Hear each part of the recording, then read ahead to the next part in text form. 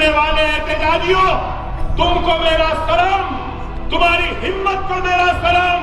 अलीगढ़ मुस्लिम university के तुलबा मेरा सलाम, जामिया के स्टूडेंट तुमको मेरा सलाम, उत्तर प्रदेश के मेरे भाइयों को तुम्हारा सलाम, मेरा सलाम। हर वह एहतजाज में शामिल होने वाले हिंदू का मेरा सलाम। बहुजन समाज से ताल्लुक रखने वाले चंद्रशेखर का मुझे सलाम है। हर सेक्युलर जहन रखने वाले का जो एहतजाज में आकर आगे बढ़ा, मैं सलाम करता हूं। लेकिन ये भी कहूंगा, सारी तवानाई सर्फ मत करो, कुछ तवानाई बचा के रखो। आज लोग समझेंगे कि सीएए के खिलाफ है, अकबर ओवैसी हिंदुओं को शरीयत दे रहे मुसलमान खिलाफ है। नहीं है। आप दुनिया के किसी भी कोने में रहने बसने वाले हिंदू को हिंदुस्तान की शरीयत दीजिए। ना मुझे एतराज है, ना यहां ठहरे लोगों को एतराज है। नहीं है ना? नहीं है ना? हमको है ही नहीं। मुसलमान को नहीं दे रहे, ठीक है, उस पे भी नहीं। मत दो, मत दो भाई, मत दो।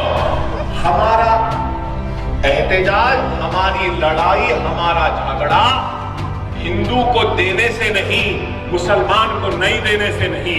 हमारा झगड़ा हिंदुस्तान के दस्तूर के खिलाफ, हिंदुस्तान के दस्तूर के खिलाफ जाते हुए जो कानून बन रहा है उसके खिलाफ हमारा एहतजाज। मुसलमान को नहीं देने के खिलाफ हम नहीं है, हिंदू को देने के खिलाफ हम नहीं है। हम खिलाफ है तो इसलिए है कि ये कानून दस्तूर के खिलाफ, दस्तूर के खिलाफ, और अदालत में ये जा चुका है। अदालत फैसला करेगी। अब सवाल है कि ये एनपीआर, एनआरसी, भाई अब तक सेंसस होता था ना, हर वक्त सेंसस होता था ना, अब ये नया क्यों?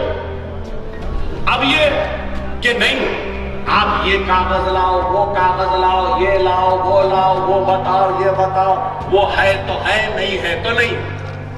अच्छा, अब आप शहरियत का फैसला करेंगे, जरूर करिए, जरूर करिए, हमें एतराज नहीं। शहरियत का फैसला करना जरूर करिए। मैं चाय की बंडी से वजीर आजम के कुर्सी पे बैठ गया, मैं तो बैठे रहूंगा, लेकिन दूसरे पूरे लाइन में ठहर के अपनी शहरियत साबित करें। ये कैसा भाई? मोदी साहब, अमित शाह साहब, आप भी कुर्सी छोड़ो, इस्तीफा दो, लाइन में छोड़ो, पहले हिंदुस्तानी है बोल के साबित करो, फिर इलेक्शन लड़ो, जीतो, फिर